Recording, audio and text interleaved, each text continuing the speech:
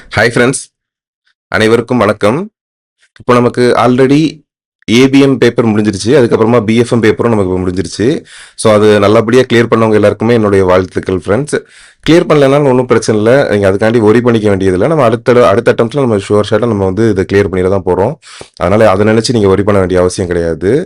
So இன்னைக்கு இனி இப்போ வந்து நமக்கு ஏபிஎஃப்எம் எக்ஸாம் வந்து இந்த வாரம் வரப்போகுது. அதனால் ஏபிஎஃப்எம்ல வந்து பார்த்தீங்கன்னு சொன்னால் மாடியூல் பியோடைய இம்பார்ட்டன்ட் கான்செப்ட்ஸ் வந்து நம்ம வந்து ஆல்ரெடி போஸ்ட் பண்ணியிருந்தோம். ஸோ அது வந்து உங்களுக்கு ஈஸியாக அவைலபிளாக இருக்கிறதுக்காண்டி இதை வந்து திரும்ப நான் வந்து இந்த மாடியூல் பியோடைய இம்பார்ட்டன்ட் கான்செப்ட்ஸ் மட்டும் நான் போட்டுறேன். ஓகேங்களா ஃப்ரெண்ட்ஸ்? ஸோ இது வந்து கடைசி நேரத்தில் ப்ரிப்பேர் பண்ணுறதுக்கு கொஞ்சம் ஹெல்ப்ஃபுல்லாக இருக்கும்னு சொல்லி நான் நினைக்கிறேன். ஓகேங்களா ஃப்ரெண்ட்ஸ்? ஸோ இது கண்டினியூ பண்ணலாம். ஓகேங்களா ஃப்ரெண்ட்ஸ்? ஹாய் ஃப்ரெண்ட்ஸ், அனைவருக்கும் வணக்கம். நம்ம இன்னைக்கு advance business and financial management, ஓகேங்களா, அதில் வந்து மாடியூல் பி பார்க்க போகிறோம். ஓகேங்களா, மாடியூல் பி வந்து எதை பற்றி பேசுகிறாங்கன்னு சொன்னால் advance concepts of financial management. ஓகேங்களா, advance concepts of financial management பற்றி பேசுகிறாங்க. ஓகே, இதில் ஃபஸ்ட்டு எடுத்ததும் எதை பற்றி பேசுகிறாங்கன்னா sources of finance and financial strategies. ஓகேங்களா, சோர்சஸ் பொதுவாக இப்போ வந்து ஒரு ப்ராஜெக்ட்டு இல்லைனா ஒரு பெரிய கம்பெனி பிஸ்னஸ் அந்த மாதிரி ஏதாவது ஸ்டார்ட் பண்ணுறோம் அப்படின்னு சொன்னால் நம்ம எப்படி பணம் திரட்டுறோம் அப்படின்றது முக்கியமான விஷயம் இல்லைங்களா.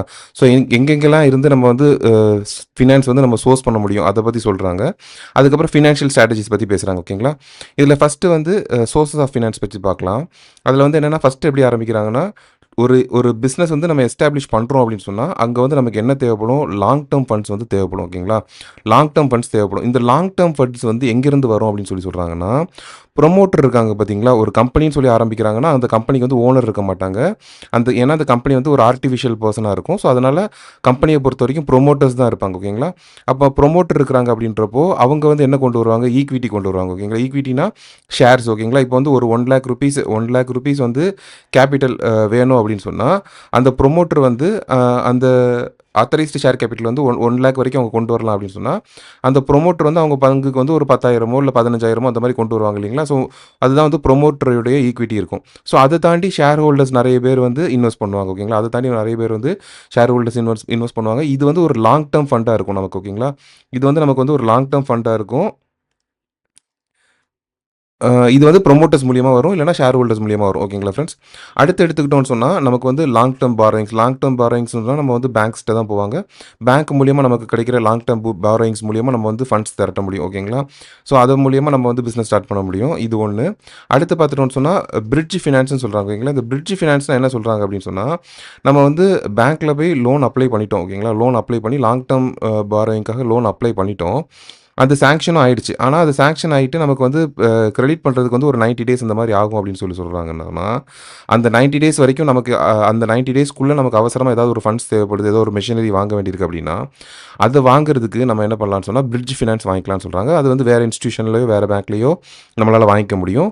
வாங்கிட்டு இவங்க இந்த லாங் டேர்ம் பாரோயிங் நம்ம வந்து ஒரு பேங்க்கில் வாங்குறோம் இல்லைங்களா, அந்த ஃபண்டு வந்ததும் வேலையாக இந்த அமௌண்ட்டை வந்து நம்ம க்ளோஸ் பண்ணிடணும். பிரிட்ஜ் ஃபினான்ஸ் நம்ம வாங்கியிருப்போம் இல்லைங்களா, அதை வந்து க்ளோஸ் பண்ணிடணும் அப்படின்னு சொல்கிறாங்க. ஓகேங்களா, ஸோ லாங் டேர்ம் ஃபண்டு ஒரு பிஸ்னஸுக்கு பொறுத்த வரைக்கும் பார்த்துக்கிட்டோம்னு சொன்னால் மெயினாக வர்றது ப்ரொமோட்டரோட ஃபண்ட்லேருந்து வரும்.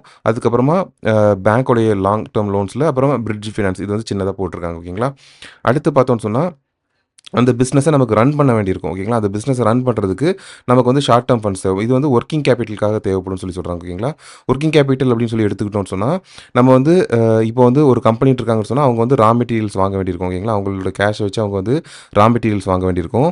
அந்த ரா மெட்டீரியல்ஸை வந்து அவங்க ப்ராசஸ் பண்ணி அவங்க வந்து ப்ராடக்ட்ஸ் ரெடி பண்ணுவாங்க. ஓகேங்களா, ப்ராடக்ட்ஸ் வந்து ரெடி பண்ணுவாங்க.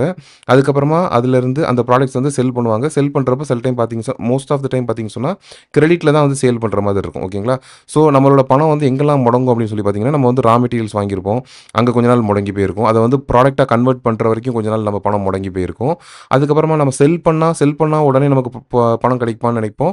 அங்கேயும் நமக்கு உடனே பணம் கிடைக்காது. அங்கேயும் நம்மள்ட்டேருந்து கிரெடிட்டுக்கு தான் நிறைய பேர் வாங்கி அதை செல் பண்ணுவாங்க. ஓகேங்களா, ஸோ அங்கேயும் நம்மளோட பணம் வந்து லாக் ஆகியிருக்கும். இப்போ நமக்கு பணம் எப்போ ரிலீஸ் ஆகும், நம்மள்ட்டேருந்து கிரெடிட்டுக்கு நம்மளோட பொருளை வாங்கியிருக்கவங்க திரும்ப நமக்கு பணத்தை செட்டில் பண்ணுறப்ப தான் நமக்கு வந்து இந்த பணம் வந்து ரிலீஸ் ஆகும். ஓகேங்களா, நம்மளோட பணம் ரிலீஸ் ஆகும். அப்போ ஆனால் நமக்கு வந்து நம்ம வந்து ரா மெட்டீரியல்ஸ் வாங்கியிருப்போம் பார்த்தீங்களா ஃப்ரெண்ட்ஸ், நம்ம சப்ளையர்ஸ்ட்ட இருந்து நம்ம ரா மெட்டீரியல் வாங்கியிருப்போம் இல்லைங்களா, அவங்களோட பணமும் இங்கே நமக்கு உள்ளே லாக் பண்ணி வச்சுருப்போம். ஸோ சப்போஸ் அவங்க வந்து அவங்களோட பணத்தை சீக்கிரமாக கேட்குறாங்க அப்படின்ற பட்சத்தில் நமக்கு வந்து ஷார்ட் டேர்மாக ஃபண்ட்ஸ் தேவைப்படும். ஸோ அந்த மாரி தேவை சிக்கல்களெல்லாம் பூர்த்தி பண்றது மாரி நமக்கு எது யூஸ் பண்றோம் அப்படின்னு சொன்னா, அந்த ஒர்க்கிங் கேபிட்டல் வச்சு, ஸோ அந்த அந்த அவசரமான தேவைகள வந்து நம்ம பூர்த்தி பண்ணிக்கிறோம். ஓகேங்களா. ஒர்க்கிங் கேபிட்டல் அப்படின்றது பார்த்தோம்னு சொன்னா, நார்மலா பார்த்தீங்கன்னு சொன்னா, நம்ம கரண்ட் அசெட்டுக்கும், கரண்ட் லயபிலிட்டிக்கும் உள்ள டிஃபரன்ஸ் தான் அவங்க வந்து ஒர்க்கிங் கேபிட்டல் நீட்ஸா எடுத்துக்கிறாங்க. ஓகேங்களா. ஸோ இந்த மாரி சில சிச்சுவேஷன்ஸ் வரும்போது, ஸோ அத சமாளிக்கிறதுக்காக நமக்கு வந்து ஒர்க்கிங் கேபிட்டல் வந்து தேவைப்படும். ஓகேங்களா ஃபிரெண்ட்ஸ். அடுத்து பார்த்தோம்னு சொன்னா, ஃபினான்ஷியல் ஸ்ட்ராட்டஜின்னு சொல்றாங்க. இந்த ஃபினான்ஷியல் ஸ்ட்ராட்டஜிஸ்ன்றது எது சொல்றாங்க அப்படின்னு சொன்னா, ஒரு கம்பெனின்னு சொல்லி நம்ம ஆரம்பிச்சுட்டோம். ஒரு கம்பெனி நம்ம ஃபார்ம் பண்ணிட்டோம் அப்படின்னு சொன்னா, நமக்கு வந்து ப்ரொமோட்டர் மூலியமா நம்ம வந்து ஃபண்ட்ஸ் அரேஞ்ச் பண்ணிக்கலாம். லாங் டெர்ம் பாரோயிங் மூலியமா நம்ம ஃபண்ட்ஸ் அரேஞ்ச் பண்ணிட்டாலும் பார்த்துக்கலாம். ஆனா, இதில வந்து என்ன மிக்ஸ்ல நம்ம பண்ணிக்கணும்? எவ்வளோ அளவு நம்ம வந்து ஈக்விட்டிய நம்பி இருக்கணும்? எவ்வளோ அளவுக்கு வந்து நம்ம வந்து டெப்ட்ட வந்து நம்பி இருக்கலாம். ஓகேங்களா. நம்மள வந்து கிரெடிட் ரேட்டிங் பண்றப்பலாம் எவ்வளோ வந்து இவங்க கடன் வாங்கியிருக்காங்க? எவ்வளோ ஈக்விட்டி இவங்க வாங்கியிருக்காங்க? அப்படின்றத வந்து கண்டிப்பா பார்ப்பாங்க. ஸோ ஸோ ஒரு ஒரு கம்பெனி நம்ம ஆரம்பிக்கிறோம் அப்படின்னு சொன்னா, நம்ம கண்டிப்பா என்ன முடிவு பண்ணிக்கணும்னு சொன்னா, எந்த அளவுக்கு கடன் வாங்கிக்க முடியும்? எந்த அளவுக்கு நம்ம வந்து ஈக்விட்டி வாங்கிக்க முடியும்? அப்படின்றத முடிவு பண்ணுவோம். இது 2லயுமே அட்வான்டேஜஸ் இருக்குது, டிஸ்அட்வான்டேஜஸ் இருக்குது. ஸோ அத தீர்மானிச்சு அந்த கம்பெனியோட அப்ஜெக்டிவையும் பொறுத்து அவங்க வந்து எது வேணும், எது வேண்டாம் அப்படின்றத முடிவு பண்ணுவாங்க. ஸோ அத தான் என்ன சொல்றாங்கன்னு சொன்னா, ஃபினான்ஷியல் ஸ்ட்ராட்டஜிஸ்ல வந்து அவங்க வந்து முடிவு பண்றதா சொல்றாங்க. ஓகேங்களா ஃபிரெண்ட்ஸ். ஸோ அடுத்து அடுத்து ஈக்விட்டி கேபிட்டல பத்தி பார்க்கலாம். ஓகேங்களா. நம்ம ஃபர்ஸ்ட்டே பார்த்த மாதிரி ஈக்விட்டி கேபிட்டல் அப்படின்றது வந்து ஒரு ஓனருடைய ஸ்டேக். ஓகேங்களா. ஒரு ஒரு ஓனர் வந்து அந்த அந்த கம்பெனில அவரோட முதல் போட்டிருப்பாரு இல்லைங்களா. ஸோ அத வந்து ஒரு ஈக்விட்டியா தான் போட்டிருப்பாரு. அத வந்து ஷேர்ஸா போட்டிருப்பாரு. அவரு ஷேரா போட்டிருப்பாரு. அதே மாரி அங்க இன்வெஸ்ட் பண்ணவங்களும் ஷேர்ஸா வந்து உள்ளுக்குள்ள போடுவாங்க. இதோட அக்கவுண்டிங் டெஃபினிஷன் வந்து ஈக்விட்டிக்கு வந்து எப்படி சொல்றாங்க அப்படின்னு சொல்லி பார்த்தோம்னு சொன்னா, it is a net amount that would remain if a company sold all its assets. ஓகேங்களா. Net amount that would remain if a company sold all its assets and paid off all its liabilities. ஓகேங்களா. இதுதான் என்னன்னா net amount தான். எப்போ அந்த net amount வரும்னு சொல்றாங்கன்னா, assets இருக்குது பார்த்தீங்களா, அது எல்லாத்தையுமே வித்துட்டு நம்மளோட லயபிலிட்டீஸ் எல்லாம் செட்டில் பண்றோம் பார்த்தீங்களா, அதுக்கப்புறம் நம்ம கிடைக்கிறது தான் அந்த அமௌண்ட்னு சொல்லி சொல்றாங்க. ஈக்விட்டி அப்படின்னு சொல்லி சொல்றாங்க. இதோட நம்ம நார்மலா பார்த்தோம்னு சொன்னா, நமக்கு ஒரு ஒரு ஈக்குவேஷன் நமக்கு தெரியும் இல்லைங்களா? Asset is equal to asset is equal to liability liability plus கேபிட்டல்னு சொல்றோம் இல்லைங்களா? அந்த கேபிட்டல்ல தான் என்ன இருக்கும்? ஈக்விட்டி கேபிட்டலும் அடங்கியிருக்கும். ஓகேங்களா? அந்த கேபிட்டல்ல தான் ஈக்விட்டி கேபிட்டலும் அடங்கியிருக்கும். ஸோ நம்ம அசெட்ஸ வச்சு நம்ம லயபிலிட்டி எல்லாத்தையுமே இந்த அசெட்ட வச்சு நம்ம இந்த லயபிலிட்டிஸ் எல்லாத்தையுமே க்ளோஸ் பண்றதுக்கப்புறமா, ரிமைனிங் இருக்கிறது நமக்கு வந்து ஈக்விட்டி கேபிட்டல் வந்து நமக்கு கிடைக்கும். ஓகேங்களா ஃப்ரெண்ட்ஸ்? அதுதான் அவங்க வந்து மென்ஷன் பண்ணியிருக்காங்க. ஓகேங்களா? அதுவே கார்ப்பரேஷன் டெஃபினிஷன் ஒண்ணு குடுத்துருக்காங்க. ஓகேங்களா? கார்ப்பரேஷன் டெஃபினிஷன பொறுத்தவரைக்கும் என்னன்னா, இந்த corporation the ownership is divided into units called equity shares which can held by a large number of investors. ஓகேங்களா. இது வந்து கார்ப்பரேட் டெஃபினிஷன்ல என்ன சொல்றாங்கன்னா, இத வந்து ஈக்விட்டி ஷேர்ஸா டிவைட் பண்றோம். இது வந்து லார்ஜ் நம்பர் ஆஃப் இன்வெஸ்டர்ஸ் வந்து வச்சுக்கலாம் அப்படின்றது சொல்றாங்க. இதான் வந்து கார்ப்பரேட் டெஃபினிஷன்ல சொல்லியிருக்காங்க. இதோட ஃபீச்சர்ஸ் வந்து என்ன சொல்றாங்க அப்படின்னு சொன்னா, நம்ம வந்து ஒரு கம்பெனில இப்ப டாடா மோட்டார்ஸோ இல்லன்னா ரிலையன்ஸ்லயோ நம்ம வந்து ஷேர்ஸ் வாங்கிட்டோம் அப்படின்னு சொன்னா, ஈக்விட்டி ஷேர் நம்ம வாங்குறோம் அப்படின்றப்போ, நமக்கு வந்து வோட்டிங் ரைட்ஸ் இருக்குது. ஓகேங்களா. நம்ம ஒவ்வொரு தடவையும் அவங்க வோட்டிங் ஏதாவது ஒரு விஷயத்துக்காக எடுக்குறாங்க அப்படின்றப்போ, நம்ம அங்க வந்து வோட் பண்றதுக்கு நமக்கு ரைட்ஸ் இருக்குது. நம்மளுடைய ஓட்ஸ வந்து நம்ம பண்ண முடியும், குடுக்க முடியும். அதே மாரி is of ownership and transfer. இப்ப நம்ம வந்து ரிலையன்ஸ் கம்பெனியோடைய ஷேர நம்ம வாங்கியிருக்கோம்னு சொன்னா, நம்ம வந்து அத கொஞ்ச நாள் நம்ம ஹோல்ட் பண்ணியிருக்கலாம். அதுக்கப்புறமா நம்ம அந்த ஓனர்ஷிப் நம்மள்ட்ட இருக்கிற ஓனர்ஷிப்ப வந்து இன்னொருத்தருக்கு வந்து ஈஸியா நம்ம ட்ரான்ஸ்ஃபர் பண்ணிக்கலாம்.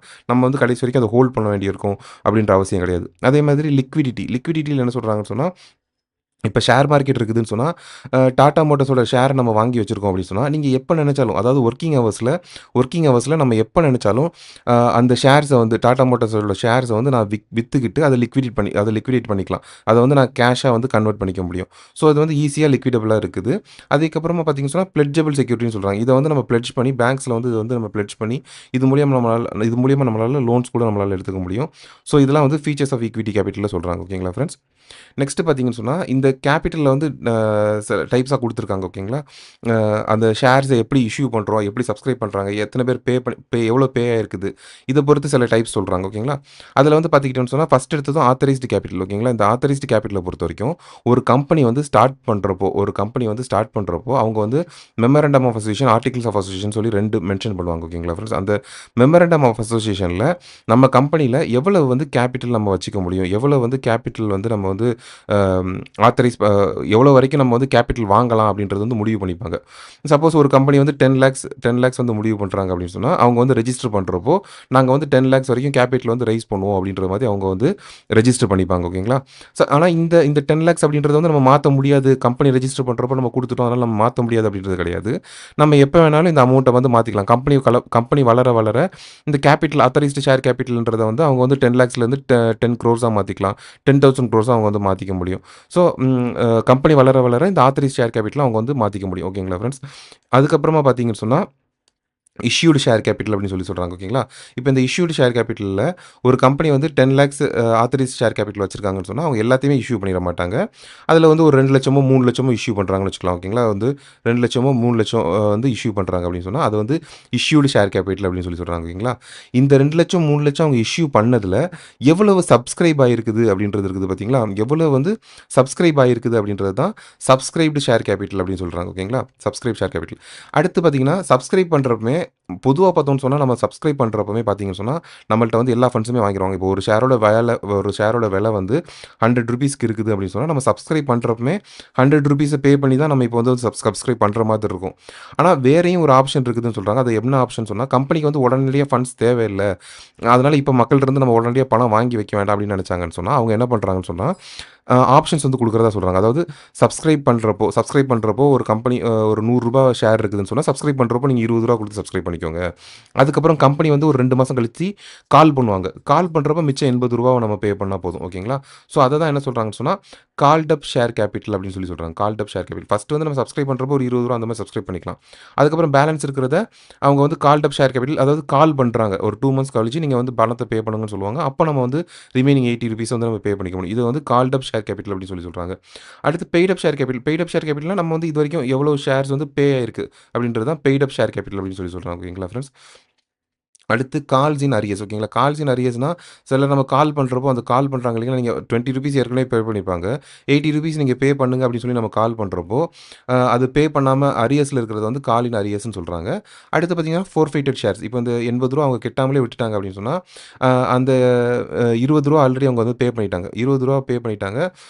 ஸோ இந்த ₹20 வந்து அவங்க திருப்பி ரீஃபண்ட் கிடைக்காது. அதேமாரி அவங்களுக்கு ஷேர்ஸும் வந்து அலோகேட் ஆகாது. இதெல்லாமே ஃபோர்ஃபெய்ட்டட் ஷேர்ஸா மாத்தி, வேற யாருக்காவது அவங்க வந்து இஷ்யூ பண்றதுக்கு ட்ரை பண்ணுவாங்க. ஓகேங்களா ஃபிரெண்ட்ஸ்? ஸோ இது வந்து இதில குடுத்துருக்காங்க. அடுத்து ஈக்விட்டியோடைய ட்ராபேக்ஸ்ன்னு சொல்றாங்க. ஓகேங்களா? ஈக்விட்டியோட ட்ராபேக்ஸ் என்ன சொல்றாங்கன்னு சொன்னா, ஹையர் எக்ஸ்பெக்டட் ரிட்டர்ன்ஸ்ன்னு சொல்றாங்க. இது என்னடா ஹையர் எக்ஸ்பெக்டட் ரிட்டர்ன்ஸ் இருக்குது அப்படின்னு சொல்லி நம்ம யோசிச்சோம்னு சொன்னா, இப்ப பேங்க்குன்னு நம்ம எடுத்துக்கிட்டோம்னு வச்சுக்கோங்களேன் ஃபிரெண்ட்ஸ். பேங்க்ல வந்து என்ன சொல்றாங்க, நீங்க வந்து ஒரு லாங் டெர்ம் லோன் வாங்குறீங்கன்னு சொன்னா, உங்களுக்கு ஒரு 12% ஃபிக்ஸட் இன்ட்ரெஸ்ட் ரேட் குடுத்துருவாங்க. ஓகேங்களா? 12% இல்ல 14% குடுத்துடுறாங்க அப்படின்னு சொன்னா, ஃபிக்ஸடா உங்களுக்கு இன்ட்ரெஸ்ட் ரேட் வந்துரும். இது இவ்வளோன்னு மட்டும் நீங்க பே பண்ணா போதும். ஆனா, இப்போ வந்து நீங்க ஷேர்ஸா நீங்க இஷ்யூ பண்றப்போ, ஷேர்ஸ வாங்குற மக்களுக்கு வந்து ரிட்டர்ன் வந்து அவங்களுக்கு மனசுல பார்த்தீங்கன்னு சொன்னா, ரொம்ப ஜாஸ்தியா வச்சிருப்பாங்க. ஒரு 20% எனக்கு ரிட்டர்ன் கிடைக்கணும். 25% ரிட்டர்ன் கிடைக்கணும் அப்படின்னு வச்சிருப்பாங்க. ஸோ அவங்களோட எக்ஸ்பெக்டேஷன்ஸ் வந்து ரொம்பவே ஜாஸ்தியா இருக்கும். அத வந்து நம்மளால ஈஸியா பூர்த்தி பண்ற மாதிரி ஒரு எக்ஸ்பெக்டேஷன் அது வந்து இருக்காது அப்படின்னு சொல்றாங்க. ஓகேங்களா? நெக்ஸ்ட் பார்த்தீங்கன்னு சொன்னா, ஹை காஸ்ட் ஆஃப் ரைசிங் ஃபண்ட்ஸ்ன்னு சொல்றாங்க. அதாவது அ நம்ம இப்போ வந்து நம்ம ஷேர்ஸ் இஷ்யூ பண்றோம். ஒரு கம்பெனி வந்து நம்ம பிரைவேட் லிமிடெட்லேருந்து பப்ளிக்கா மாத்தி நம்ம வந்து ஷேர்ஸ் வந்து இனிஷியல் பப்ளிக் ஆஃபரிங்ல போய் பண்றோம் அப்படின்ட்டு சொல்ற பட்சத்தில நமக்கு வந்து ப்ராஸ்பெக்டஸ் ரெடி பண்ணணும். அதுக்கப்புறமா இன்வெஸ்ட்மென்ட் பேங்கர்ஸ் வந்து நம்ம புடிக்கணும். பேப்பர்ல அட்வர்டைஸ்மென்ட் குடுக்கணும். இந்த இன்வெஸ்ட்மென்ட் பேங்கர்ஸ்க்கு நெறைய பே பண்ண வேண்டியிருக்கும். அண்டர்ரைட்டர்ஸ்க்கு வந்து நம்ம அண்டர்ரைட் பண்ணுவாங்க. ஓகேங்களா? ஷேர்ஸ் வந்து ஒரு வேள சேல் ஆகாம போயிடுச்சுன்னு சொன்னா, நான் பேலன்ஸ் அமௌண்ட்ட வந்து நான் எடுத்துக்கிறேன். ஷேர்ஸ் வந்து எடுத்துக்கிறேன்னு சொல்லிலாம் அண்டர்ரைட் பண்ணுவாங்க. ஸோ அது அவங்களுக்கு வந்து நெறைய கமிஷன்ஸ் வந்து பே பண்ண வேண்டியிருக்கும். ஸோ இந்த மாரி நம்ம வந்து இனிஷியல் பப்ளிக் ஆஃபரிங் போய் நம்ம ஷேர்ஸ் ரைஸ் பண்றப்போ, ஷேர்ஸ் மூலியமா ஃபண்ட்ஸ் ரைஸ் பண்றப்போ, நெறையவே அ காஸ்ட் அதில வந்து இன்வால்வ் ஆகியிருக்குது. நெறையவே அமௌண்ட் நம்ம அதுக்காக பே பண்ண வேண்டியிருக்கு. ஸோ, இதில வந்து ஒரு ஹை காஸ்ட் வந்து இன்வால்வ் ஆகியிருக்குது. ஓகேங்களா? அடுத்து இன்னொரு ரொம்ப முக்கியமான விஷயம் என்னன்னு சொன்னா, இதில வந்து டாக்ஸ் இன்எஃபிஷியன்சி இருக்குது அப்படின்னு சொல்றாங்க. ஓகேங்களா? இப்போ வந்து நம்ம வந்து ஒரு பேங்க்ல போய் லோன் எடுத்திருக்கோம். பேங்க்ல போய் லோன் எடுத்து நம்ம வந்து வருஷம் வருஷம் அதுக்கு வந்து ஒரு 30,000மோ இல்ல ஒரு 80,000மோ நம்ம வந்து அ அமௌண்ட் வந்து பே பண்ணிட்டுருக்கோம். இன்ட்ரெஸ்ட் வந்து பே பண்ணிட்டுருக்கோம் அப்படின்னு சொன்னா, இதுக்கு வந்து எக்சம்ப்ஷன் குடுத்துருவாங்க. ஓகேங்களா? இந்த 30,000க்கு வந்து பார்த்தோம்னு சொன்னா, எக்சம்ப்ஷன் நமக்கு கிடைச்சிரும். ஸோ, இந்த 30,000க்கு நமக்கு டாக்ஸ் பே பண்ண வேண்டிய அவசியம் இல்ல. ஆனா, நம்ம வந்து ஒரு ஈக்விட்டின்னு எடுத்து நம்ம வந்து என்ன பண்ணுவோம், ஷேர் ஹோல்டர்ஸ்க்கு நம்ம வந்து டிவிடெண்ட்ஸ் குடுப்போம். ஓகேங்களா? நம்ம டிவிடெண்ட்ஸ் குடுப்போம். அப்ப அந்த டிவிடெண்ட்ஸ் வந்து பார்த்தீங்கன்னு சொன்னா, ப்ராஃபிட்லேருந்து டாக்ஸ் எல்லாத்தையும் கழிச்சதுக்கு அப்புறம் தான் நம்ம வந்து டிவிடெண்ட் குடுக்க வேண்டியிருக்குது. ஓகேங்களா? அதாவது ப்ராஃபிட்ட before tax profit after tax ஓகேங்களா? ப்ராஃபிட்ல நம்ம டாக்ஸ்லாம் கட்டி முடிச்சுட்டோம். கட்டி முடிச்சதுக்கப்புறம் தான் நம்ம டிவிடெண்டே குடுக்க போறோம். ஸோ டாக்ஸ் பெனிஃபிட்ஸ் எதுவுமே இந்த டிவிடெண்டுக்கு வந்து நமக்கு கிடைக்க போறதில்ல. இது வந்து ஒரு ரொம்பவே முக்கியமான விஷயம். ஆனா, நீங்க வேற ஒரு லோன் எடுத்திருந்தீங்கன்னு சொன்னா, நீங்க அதில 30,000மோ இல்ல 1,00,000மோ இன்ட்ரெஸ்ட் கட்டினீங்கன்னு சொன்னா, அதுக்கு நம்ம டாக்ஸ் பெனிஃபிட்ஸ் வந்து வாங்கிக்க முடியும். ஓகேங்களா ஃபிரெண்ட்ஸ்? ஸோ இது வந்து ஒரு முக்கியமான டிஸ்அட்வான்டேஜ் ஈக்விட்டிய பொறுத்தவரைக்கும். அடுத்து பார்த்தோம்னு சொன்னா, டைல்யூஷன் ஆஃப் ஓனர்ஷிப் கண்ட்ரோல்னு சொல்றாங்க. டைல்யூஷன் ஆஃப் ஓனர்ஷிப் அப்படின்னு சொன்னா என்னது? நான் இப்போ வந்து ஒரு கம்பெனிய ஃபவுண்ட் பண்றேன். நான் வந்து கம்பெனியோட ப்ரமோட்டரா இருக்கேன். நான் என்னோட கம்பெனியோட ஷேர்ஸ் வந்து நம்ம வந்து முதல்ல வந்து ஒரு 25% ஆஃப் த ஷேர்ஸ் வந்து நான் இஷ்யூ பண்றேன் அப்படின்னு சொன்னா, பேலன்ஸ் 75% என் கையில இருக்கும். அடுத்து திரும்பவும் ஒரு நான் 25% நான் இஷ்யூ பண்ணிட்டேன்னு சொன்னா, பேலன்ஸ் 50% தான் என் கையில இருக்கும். ஸோ இந்த மாரி நமக்கு தெரியாம நம்ம இஷ்யூ பண்ணிக்கிட்டே இருக்க, நம்மளுடைய கம்பெனியோட கண்ட்ரோல் வந்து நம்ம கையிலருந்து விலகி போயிட்டே இருக்கும். எப்போ என் கையில 50%க்கு கீழ ஷேர்ஸ் போகுதோ, அப்ப என்னோட கண்ட்ரோல் வந்து என்னோட கம்பெனியிலருந்து கைவிட்டு வேற யாருக்காவது போறதுக்கான வாய்ப்பு இருக்குது. ஸோ அதுதான் அவங்க என்ன சொல்றாங்கன்னு சொன்னா, dilution of ownership and control அப்படின்னு சொல்றாங்க. ஓகேங்களா ஃபிரெண்ட்ஸ்? ஓகே. நெக்ஸ்ட் வந்து பார்த்துக்கிட்டோம்னு சொன்னா, இன்டர்னல் அக்ரூவல்ஸ்ன்னு சொல்றாங்க. ஓகேங்களா? இந்த இன்டர்னல் அக்ரூவல்ஸ் அப்படின்னு சொல்றது என்ன சொல்றாங்கன்னா, நம்ம வந்து வருஷம் நம்மள்ட்ட வந்து ப்ராஃபிட் வருது. இந்த ப்ராஃபிட் எல்லாத்தையுமே பார்த்தோம்னு சொன்னா, நம்ம ரீட்டெயின் பண்ணி வைப்போம். ஓகேங்களா? இது வந்து ரீட்டெயின்ட் ஏர்னிங்ஸ் அப்படின்னு சொல்றோம். நம்ம எல்லாத்தையும் மொத்தமா செலவு பண்ணிற போறதில்ல. எல்லாத்தையுமே நம்ம ரீட்டெயின் பண்ணுவோம். ரீட்டெயின் பண்ணி நம்ம இத வந்து என்ன பண்ணுவோம்? ரீஇன்வெஸ்ட் பண்ணுவோம். ஓகேங்களா? ரீட்டெயின் பண்ணி ரீஇன்வெஸ்ட் பண்ணுவோம். ஃபியூச்சர்க்காக நம்ம இது பண்ணுவோம். ஓகேங்களா? இதெல்லாம் வந்து அ இன்டர்னல் அக்ரூவல்ஸ் அப்படின்னு சொல்றாங்க. ஓகேங்களா ஃபிரெண்ட்ஸ்? இதில வந்து என்ன டிஸ்அட்வான்டேஜ் சொல்றாங்க அப்படின்னு சொன்னா, நம்ம வந்து இத வந்து ரீட்டெயின் பண்ணி நம்ம வந்து ஃபியூச்சர் இன்வெஸ்ட்மென்ட்க்காக நம்ம இத ஒதுக்கி வைக்கிறதுனால, ஷேர் ஹோல்டர்ஸ்க்கு என்ன நடக்கும்? கம்மியான டிவிடெண்ட் கிடைக்கும். ஓகேங்களா? கம்மியான டிவிடெண்ட் நம்ம வந்து ஆக்சுவலா இந்த இந்த ஃபண்ட்ஸ வந்து நம்ம ஹோல்ட் பண்றது வந்து நம்ம எதுக்காக பண்றோம்? இன்னும் நல்லா இன்வெஸ்ட் பண்ணலாம். இன்னும் நல்லா ப்ராஃபிட் கிடைக்கும். இன்னும் ப்ராஃபிட் கிடைக்கிறப்ப இன்னும் நிறைய டிவிடெண்ட் குடுக்கணும்னு தான் பண்றோம். பட் நமக்கு ஷேர் ஹோல்டர்ஸ்க்கு என்ன நினைக்கிறாங்க அப்படின்னு சொன்னா, நமக்கு வர்ற டிவிடெண்ட் வந்து கம்மியா இருக்குது. இதுவே நம்ம வேற எங்கேயாவது இன்வெஸ்ட் பண்ணோம் அப்படின்னு சொன்னா, இன்னும் ஜாஸ்தியான நமக்கு ரிட்டர்ன்ஸ் கிடைக்கிறதுக்கான வாய்ப்பு இருக்குதுன்னு ஷேர் ஹோல்டர்ஸ் நினைக்கிறதுக்கான ஒரு வாய்ப்பு இருக்குதுன்னு சொல்றாங்க. ஓகேங்களா? அதே மாதிரி பார்த்தோம்னு சொன்னா, நம்மள்ட்ட ரீட்டெயின்ட் ஏர்னிங்ஸ் நெறைய இருக்கிறப்போ, சில டைம் கம்பெனிஸ் வந்து எக்கு தப்பா தெரியாம நான் ஸ்ட்ராட்டஜிக் ப்ராஜெக்ட்ஸ் அந்த மாரி ஏதாவது ஒரு விஷயத்தில, சரியா இல்லாத ப்ராஜெக்ட்ஸ் சரியா ஒர்க் அவுட் ஆகாம போற ப்ராஜெக்ட்ஸ்ல போய் பணத்த இன்வெஸ்ட் பண்றதுக்கான ஒரு வாய்ப்பும் இருக்குது அப்படின்னு சொல்றாங்க. ஓகேங்களா? இதான் அவங்க இன்டர்னல் அக்ரூவல்ஸ்ல சொல்றாங்க. ஓகேங்களா? அடுத்து பார்த்துக்கிட்டோம்னு சொன்னா, பிரிஃபரன்ஸ் கேபிட்டல் அப்படின்றத சொல்றாங்க. இந்த பிரிஃபரன்ஸ் கேபிட்டல் அப்படின்னு சொன்னா என்ன என்ன அப்படின்னு சொன்னா, நம்ம வந்து ஈக்விட்டி ஷேர்ஸ் வச்சிருக்கோம். நம்ம வந்து ஒரு கம்பெனியோட ஷேர் வச்சிருக்கோம் அப்படின்னு சொன்னா, அந்த கம்பெனிக்கு வந்து டிவிடெண்ட் நமக்கு குடுப்பாங்க. ஓகேங்களா? டிவிடெண்ட் குடுப்பாங்க. ஒருத்தருக்கும் டிவிடெண்ட் குடுப்பாங்க. ஆனா, அந்த ஈக்விட்டி ஷேர்ஸ் வச்சிருக்கிறவங்களுக்கு டிவிடெண்ட் குடுக்குறதுக்கு முன்னாடி, இந்த பிரிஃபரன்ஸ் கேபிட்டல் வச்சிருக்காங்க பார்த்தீங்களா? பிரிஃபரன்ஸ் ஷேர்ஸ் வச்சிருக்காங்க பார்த்தீங்களா? அவங்களுக்கு டிவிடெண்ட் குடுத்துட்டு தான் குடுப்பாங்க. அதாவது இதில வந்து மெயினா என்ன சொல்றாங்கன்னா, கம்பெனி வந்து இன்சால்வென்ட் ஆகி லிக்விடேட் ஆகுது. கம்பெனி வந்து வைண்ட் அப் ஆகுற லெவலுக்கு போயிடுச்சு அப்படின்னு சொன்னா, அப்போ வந்து முதல் பேமெண்ட் வந்து யாருக்கு போகும்னு சொன்னா, பிரிஃபரன்ஸ் ஷேர் வச்சிருக்கிறவங்களுக்கு தான் முதல் பேமெண்ட் போகும். அடுத்து தான் யாருக்கு வரும்னு சொன்னா, ஈக்விட்டி ஷேர் ஹோல்டர்ஸ்க்கு வரும். ஓகேங்களா? ஸோ அதுதான் அவங்க சொல்லியிருக்காங்க. பேமெண்ட் ஆஃப் டிவிடெண்ட்ஸ் வந்து ஃபர்ஸ்ட் வந்து பிரிஃபரன்ஸ் ஷேர் ஹோல்டர்ஸ்க்கு போகும். அதே மாரி பார்த்தீங்கன்னு சொன்னா, இங்க வந்து ஒரு ஃபிக்ஸட் டிவிடெண்ட் ரேட் வச்சிருக்கணும்னு சொல்றாங்க. ஓகேங்களா? ஃபிக்ஸட் டிவிடெண்ட் ரேட்ட பொறுத்தவரைக்கும் என்னன்னா, நம்ம பேங்க்ல வர மாரி நீங்க வந்து 8% டிவிடெண்ட் எனக்கு தந்துரணும். இந்த மாரி வந்து அவங்க வந்து ஒரு ரேட் வச்சிருப்பாங்க. ஸோ அந்த ரேட் படி நம்ம வந்து டிவிடெண்ட் வந்து அவங்களுக்கு பே பண்ற மாதிரி இருக்கும். அடுத்து பார்த்தோம்னு சொன்னா, கியூமுலேட்டிவ் பிரிஃபரன்ஸ்ன்னு சொல்றாங்க. ஓகேங்களா? கியூமுலேட்டிவ் பிரிஃபரன்ஸ்ல என்ன சொல்றாங்க? ஒரு 2 வருஷம் நம்ம வந்து பிரிஃபரன்ஸ் ஷேர் டிவிடெண்ட் வந்து நம்ம பே பண்ணல அப்படின்னு சொன்னாலும், கியூமுலேட்டிவ் பிரிஃபரன்ஸ் ஷேர்ஸ் நம்ம வச்சிருந்தோம் அப்படின்னு சொன்னா, அந்த அன்பெய்டா இருக்கிற டிவிடெண்ட்ஸ் எல்லாத்தையுமே கேரன்டீடா இவங்களுக்கு வந்து ஃபர்ஸ்ட்டு பே பண்ணிடணும். ஓகேங்களா? கேரன்டீடா இவங்களுக்கு பே பண்ணின்னு சொல்றாங்க. அதான் கியூமுலேட்டிவ் பிரிஃபரன்ஸ்ன்னு சொல்றாங்க. அடுத்து ரிடீமபிள் பிரிஃபரன்ஸ் ஷேர். ஓகேங்களா? ரிடீமபிள் பிரிஃபரன்ஸ் ஷேர பொறுத்தவரைக்கும், ஒரு கம்பெனி வந்து எப்ப வேணாலும் அந்த பிரிஃபரன்ஸ் ஷேர வந்து திரும்ப பர்ச்சேஸ் பண்ணிப்பாங்க. ஓகேங்களா? ரீபர்ச்சேஸ் பண்ணிப்பாங்க ஷேர் ஹோல்டர்ட்டருந்து. அத வந்து என்ன சொல்றாங்கன்னு சொன்னா, ரிடீமபிள் பிரிஃபரன்ஸ் ஷேர் அப்படின்னு சொல்றாங்க. இந்த பிரிஃபரன்ஸ் ஷேர்ல பிரச்சனை என்னன்னு சொன்னா, பிரிஃபரன்ஸ் ஷேர் வச்சிருக்கிறதுனால நமக்கு வந்து வோட்டிங் ரைட்ஸ் கிடையாது. நம்ம ஈக்விட்டபிள் ஷேர் வச்சிருந்தோம் அப்படின்னு சொன்னா, ஈக்விட்டி ஷேர் வச்சிருந்தோம்னு சொன்னா, நமக்கு வந்து வோட்டிங் ரைட்ஸ் இருக்கும். ஆனா பிரிஃபரன்ஸ் ஷேர் வச்சிருந்தோம் அப்படின்னு சொன்னா, நமக்கு வந்து வோட்டிங் ரைட்ஸ் கிடையாது. ஆனா, அந்த வோட்டிங் ரைட்ஸ் கிடையாது இருந்துச்சுன்னு சொன்னாலும், however this change if there dividend has not been paid for 2 years or more 2 வருஷமோ இல்ல அதுக்கு மேற்பட்ட வருஷங்களோ நம்ம வந்து டிவிடெண்ட் பே பண்ணாம வச்சிருந்தோம் அப்படின்ற பட்சத்தில, பிரிஃபரன்ஸ் ஷேர் வச்சிருந்தாங்கன்னா கூட அவங்களுக்கு வந்து வோட்டிங் ரைட்ஸ் குடுக்கணும் அப்படின்னு சொல்றாங்க. ஓகேங்களா? அடுத்து ப்ரிஃபரன்ஸ் கேபிட்டல பொறுத்தவரைக்கும் லாங் டெர்ம் ஃபண்டிங் ஓகேங்களா? இந்த ப்ரிஃபரன்ஸ் ஷேரிங்லயும் நமக்கு என்னன்னா, லாங் டெர்ம் ஃபண்டிங் கிடைக்குது நமக்கு. 20 வருஷத்துக்கு மேலேயே நமக்கு கிடைக்குது. ஓகேங்களா? அதாவது 20 வருஷம் எனக்கு கிடைக்குது. இன்ஃப்ராஸ்ட்ரக்சர் கம்பெனிஸா இருந்தாங்கன்னு சொன்னா, அதுக்கு மேல கூட நமக்கு வந்து ப்ரிஃபரன்ஸ் கேபிட்டல் வந்து நம்ம இஷ்யூ பண்ணலாம் அப்படின்னு சொல்றாங்க. நீங்க ப்ரிஃபரன்ஸ் கேபிட்டல் குடுக்குறதுனால நம்மளுடைய கண்ட்ரோல் வந்து டைல்யூட் ஆகுது. நம்மளோட ஓனர்ஷிப் வந்து டைல்யூட் ஆகாது. ஓகேங்களா? நான் வந்து ஈக்விட்டி கேபிட்டல் குடுத்துருக்கேன். ஈக்விட்டி ஷேர்ஸ் குடுத்துருக்கேன்னு சொன்னா, அ என்னோட என்னோட கம்பெனில வந்து அவங்களுக்கு பங்கு இருக்கு. அவங்களுக்கு வோட்டிங் ரைட்ஸ் கிடைக்கும். ஸோ என்னோட கண்ட்ரோல் என்னுடைய ஓனர்ஷிப் வந்து எல்லாமே குறையிறதுக்கான வாய்ப்பு இருக்குது. ஆனா ப்ரிஃபரன்ஸ் ஷேர் வச்சிருந்தாங்க அப்படின்னு சொன்னா, நம்மளுடைய ஓனர்ஷிப் வந்து டைல்யூட் ஆகுறதுக்கான வாய்ப்பு கிடையாது. ஓகேங்களா? அதேமாரி இது வந்து ஒரு ஃபிக்ஸட் காஸ்ட்ன்னு சொல்லிடுறாங்க. ஃபிக்ஸட் காஸ்ட்னா நம்ம டிவிடெண்ட் ரேட் வந்து ஃபிக்ஸ் பண்ணிடுறாங்க. ஸோ வருஷம் வருஷம் அந்த அமௌண்ட்ட நம்ம வந்து ரெக்கரிங்கா நம்ம குடுத்துற வேண்டியது தான். அதனால வேற எதுவும் பிரச்சனை கிடையாது அப்படின்னு சொல்லி சொல்றாங்க. ஓகேங்களா? அதேமாரி no application two pay dividend for நான் கியூமுலேட்டிவ் ஷேர்ஸ். ஓகேங்களா? இப்போ நம்ம வந்து நான் கியூமுலேட்டிவ் ஷேர்ஸ் வச்சிருக்கோம் அப்படின்னு சொன்னா, அவங்க வந்து சப்போஸ் 1 வருஷம் 2 வருஷம் ப்ராஃபிட் சரியா வரல. அதனால டிவிடெண்ட் பே பண்ணல முடியல அப்படின்னா, நான் கியூமுலேட்டிவ் ஷேர்ஸ் வச்சிருக்கோம் ப்ரிஃபரன்ஸ் ஷேர் வச்சிருக்கவங்களுக்கு நம்ம வந்து அந்த டிவிடெண்ட் வந்து பே பண்ண வேண்டிய அவசியம் கிடையாது. ஓகேங்களா? இதெல்லாம் வந்து கம்பெனியுடைய பாயிண்ட் ஆஃப் வியூல இருக்கிற அட்வான்டேஜஸ். ஓகேங்களா? இது வந்து ஹோல்ட் பண்றவங்களுக்கு அட்வான்டேஜ் கிடையாது. கம்பெனியுடைய பாயிண்ட் ஆஃப் வியூல ஒரு கம்பெனி பிரிஃபரன்ஸ் ஷேர் இஷ்யூ பண்றாங்க இல்லைங்களா? அவங்களுடைய பாயிண்ட் ஆஃப் வியூல இருக்கிற அட்வான்டேஜஸ். ஓகேங்களா? அடுத்து டெர்ம் லோன்ஸ். ஓகேங்களா? இப்போ வந்து நம்ம ஈக்விட்டி பார்த்துட்டோம். அதாவது லாங் டெர்ம் ஃபண்டிங்க பொறுத்தவரைக்கும் 2ன்னு நம்ம பார்த்துருந்தோம். அதில ஒண்ணு வந்து ஈக்விட்டின்னு பார்த்துருந்தோம். இன்னொன்னு வந்து என்ன பார்த்துருந்தோம்னு சொன்னா, டெர்ம் லோன்னு பார்த்துருந்தோம். இப்போ வந்து டெர்ம் லோன பத்தி சொல்றாங்க. ஸோ டெர்ம் லோன்ல வந்து மெயினா அவங்க சொல்லியிருக்கிறது நமக்கு எல்லாமே தெரிஞ்ச கான்செப்ட்ஸ் தான் அவங்க மெயினா சொல்லியிருக்காங்க. இது வந்து நம்ம லாங்கா குடுக்குறோம். 5 to 10 இயர்ஸ் இல்ல அதுக்கு மேலயே நம்ம குடுக்குறோம்ன்ற சொல்லியிருக்காங்க. அதுக்கப்புறம் இதுக்கு வந்து ஒரு மொரட்டோரியம் பீரியட் இருக்குன்னு சொல்றாங்க. ஃபிக்ஸடா நம்ம வந்து ஒரு இன்ட்ரெஸ்ட் ரேட் வாங்குவோம். ஸோ இந்த மாதிரி விஷயங்கள் தான் அவங்க சொல்லியிருக்காங்க. பொதுவா நம்ம டெர்ம் லோன்னு எடுத்துக்கிட்டோம்னு சொன்னா, இது வந்து நம்ம வந்து என்ன லாங் டெர்மா டான்ஜிபிள் அசெட்ஸ் ஒரு கம்பெனின்னு எடுத்துக்கிறப்போ, அங்க வந்து பிளான்ட், மெஷினரி இந்த மாதிரி முக்கியமான விஷயங்கள் வாங்குறதுக்கு வந்து நம்ம வந்து டெர்ம் லோன்ஸ் எடுக்கிறோம். ஓகேங்களா? பிளான்ட், அந்த மெஷினரிஸ், அந்த பில்டிங்ஸ், கன்ஸ்ட்ரக்ஷன் இது எல்லாத்துக்குமாக சேர்த்து நம்ம வந்து டெர்ம் லோன் வந்து நம்ம எடுப்போம் அப்படின்னு சொல்றாங்க. அதுக்கப்புறம் பார்த்தீங்கன்னு சொன்னா, முக்கியமா என்ன சொல்லியிருக்காங்கன்னு சொன்னா, இப்போ வந்து நம்ம டெர்ம் லோன் பேங்க்ல வந்து குடுக்குறாங்க அப்படின்னு சொன்னா, அவங்க வந்து பிளான்டா டெர்ம் லோன் குடுக்குறப்பமே, நாங்க உங்களுக்கு லோன் குடுக்குறோம். நீங்க வந்து எங்களுக்கு இவ்வளோ ஈக்விட்டி ஷேர்ஸ் வந்து குடுக்கணும் அப்படின்ற மாரி பேசியே அவங்க வந்து அந்த டெர்ம் லோனுக்குள்ள போலாம். அப்படி ஒரு ஆப்ஷன் வந்து பேங்க் எடுத்துக்கலாம் அப்படின்னு சொல்றாங்க. இன்னொன்னு வந்து அன்பிளான்டா கன்வெர்ட் பண்ணுவாங்கன்னு சொல்றாங்க. இது வந்து அன்பிளான்ட் கன்வர்ஷன் எப்போ நடக்கும் அப்படின்னு சொன்னா, ஒரு கம்பெனி வந்து நல்லா போகல. இன்னும் ஒரு 20 குரோர்ஸ் கிட்ட எங்களுக்கு வந்து ரீபேமெண்ட் இருக்குது. அப்போ அந்த கம்பெனி வந்து ரீஸ்ட்ரக்சரிங்காக வராங்க. எங்களுக்கு வந்து டென்யூர வந்து கூட குடுங்க. இல்லன்னா இஎம்ஐல வந்து ஏதாவது மாத்துங்க அப்படின்னு சொல்லி ரீஸ்ட்ரக்சரிங்காக வராங்க அப்படின்ற பட்சத்தில, அந்த நேரத்தில நம்ம என்ன பண்ணலாம் அப்படின்னு சொன்னா, இந்த அன்பிளான்ட் கன்வர்ஷன்ல நீங்க வந்து எங்களுக்கு ஈக்விட்டி ஷேர்ஸ் வந்து குடுக்கணும். நாங்க குடுக்குறதுக்கு ஈக்விட்டி ஷேர்ஸ் குடுக்கணும்னு சொல்லி, நம்ம என்ன பண்ணலாம்னு சொன்னா, நம்ம வந்து மேனேஜ்மென்ட்க்குள்ள என்டர் ஆகலாம். பேங்க்குக்கு வந்து மேனேஜ்மென்ட்க்குள்ள என்டர் ஆகுற ஏன்னா நமக்கு வோட்டிங் ரைட்ஸ் கிடைக்கும். மேனேஜ்மென்ட்க்குள்ள நம்ம பங்கு பெறுறதுக்கான ஒரு வாய்ப்பும் கிடைக்கும். ஏன்னா நம்ம பெரிய அமௌண்ட் லோன் குடுத்துருக்கோம்.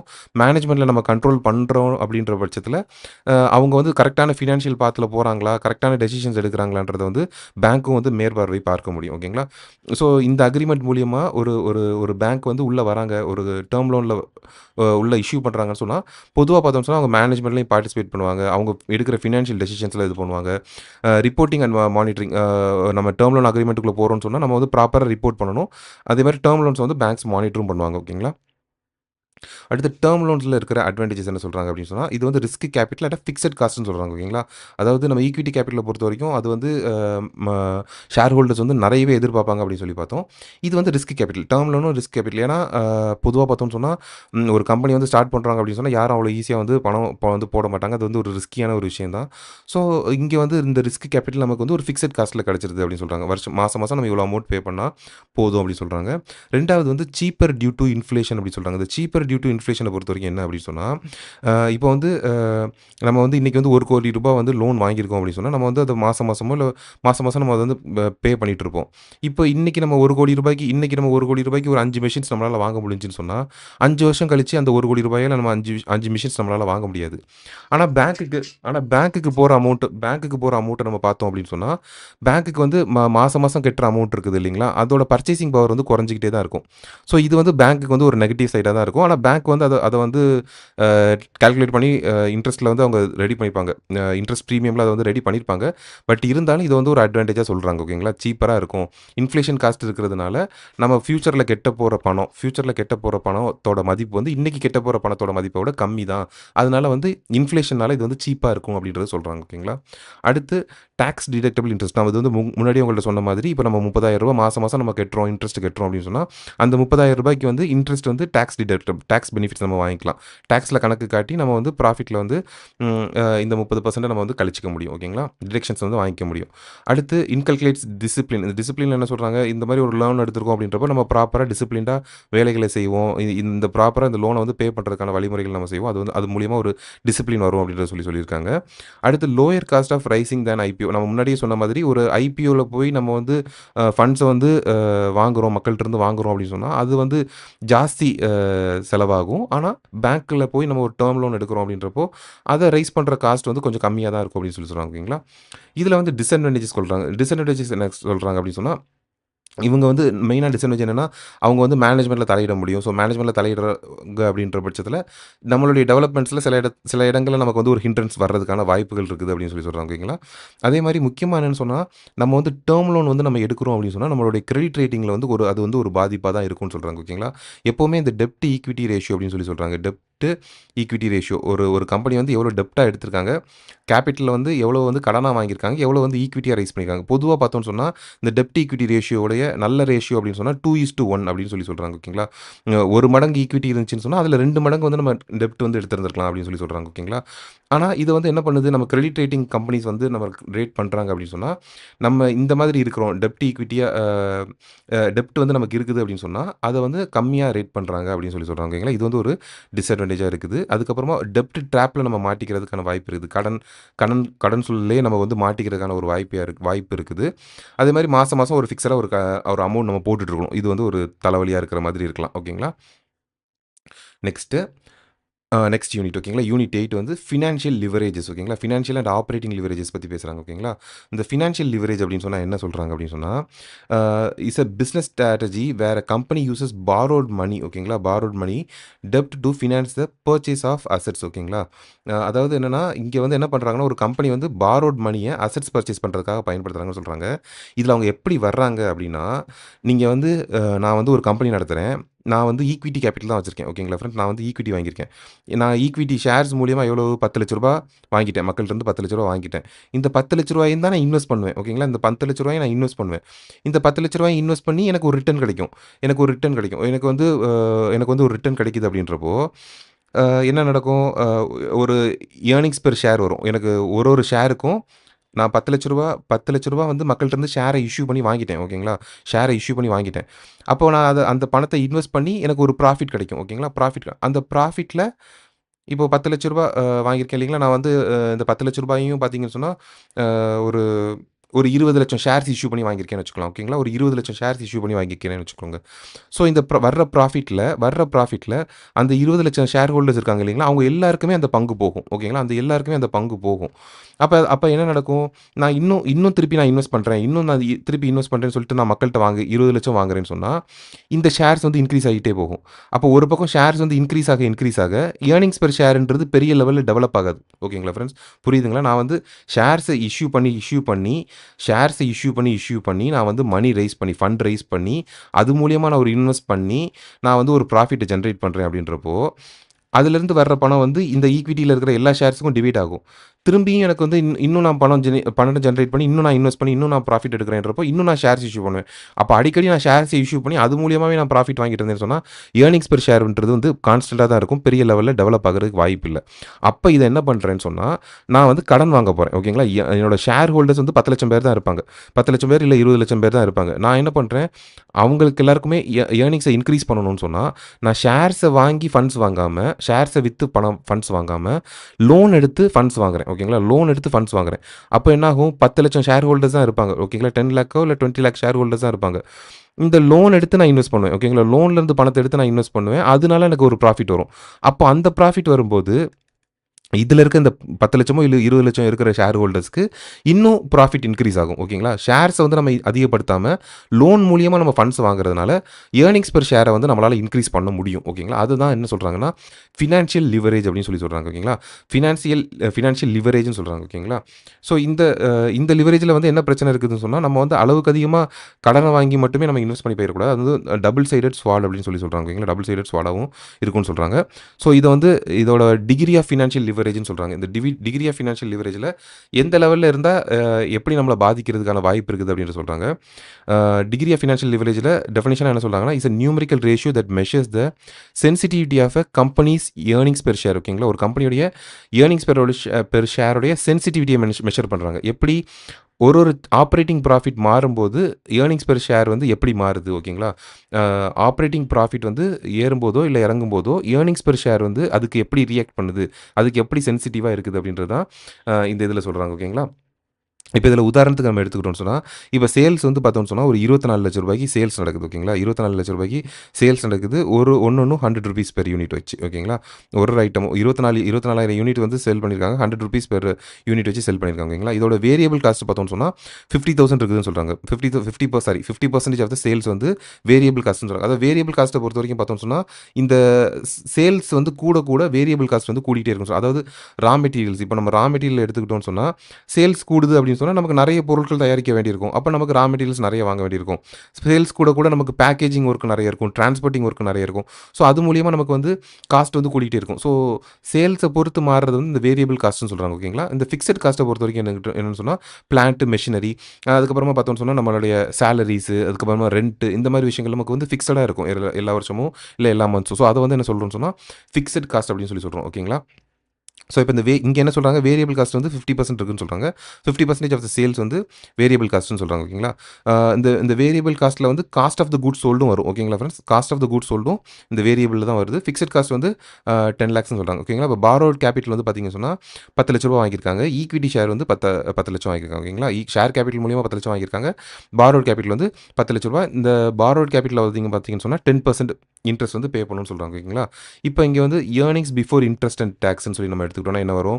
24 லேக்ஸ் அதிலிருந்து வேரியபிள் காஸ்ட் வந்து மைனஸ் பண்றாங்க. வேரியபிள் காஸ்ட் வந்து 50% of the sales. So 12 lakhs ஓகேங்களா? 12 லேக்ஸ் மைனஸ் ஃபிக்ஸட் காஸ்ட் வந்து ஒரு 10 லேக்ஸ். ஸோ எடுத்தோம்னு சொன்னா 2 லேக்ஸ் வந்து நமக்கு வந்து earnings before interest and tax.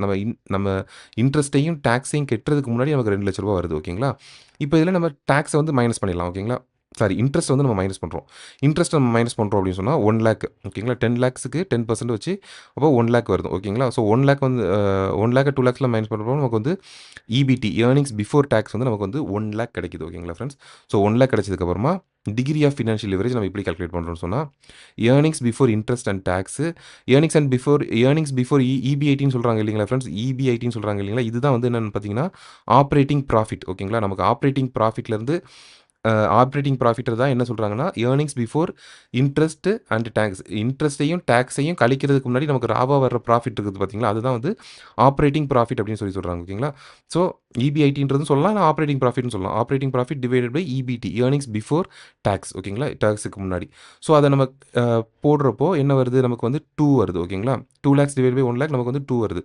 So இந்த 2ன்றது என்ன ஐடென்டிஃபை பண்ணுது? என்ன இண்டிகேட் பண்ணுது அப்படின்னு சொன்னா, 1% change of the companies operating profit ஓகேங்களா? நம்ம கம்பெனியோட ஆப்பரேட்டிங் ப்ராஃபிட் வந்து 1% சேஞ்ச் ஆகுறப்போ, இயர்னிங்ஸ் பெர் ஷேர் ஒரு ஷேருக்கும் 2% வந்து இன்கம் வந்து ப்ராஃபிட் வந்து கிடைக்கும் அப்படின்னு சொல்றாங்க ஓகேங்களா?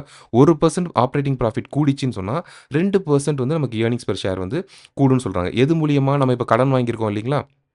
ஸோ இந்த ஃபிக்ஸடு காஸ்ட் மூலியமா ஓகேங்களா? இந்த ஃபிக்ஸட் காஸ்ட் மூலியமா நமக்கு வந்து 1% ஆப்பரேட்டிங் ப்ராஃபிட்னா 2% வந்து நமக்கு இயர்னிங்ஸ் பெர் ஷேர் கிடைக்கும்.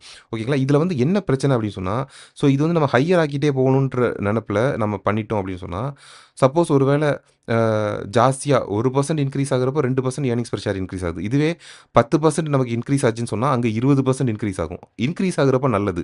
ஆனா, ஒருவேள இங்க நமக்கு ஒரு 10% டிக்ரீஸ் ஆகுது. ஆப்பரேட்டிங் ப்ராஃபிட் வந்து 10% டிக்ரீஸ் ஆகுதுன்னு சொன்னா, அங்க 20% இயர்னிங்ஸ் பெர் ஷேர் வந்து டிக்ரீஸ் ஆகும். ஓகேங்களா ஃபிரெண்ட்ஸ்? இங்க வந்து 10% ஆச்சுன்னா, அங்க 20%. இங்க 20% டிக்ரீஸ் ஆச்சுன்னா, 40% இயர்னிங்ஸ் பெர் ஷேர் வந்து டிக்ரீஸ் ஆகும். ஸோ இதுதான் டபுள் எட்ஜ்டு ஸ்வார்டுன்னு சொல்றாங்க. ஓகேங்களா? ஸோ அதனால நம்ம கேர்ஃபுல்லா இருக்கணும்.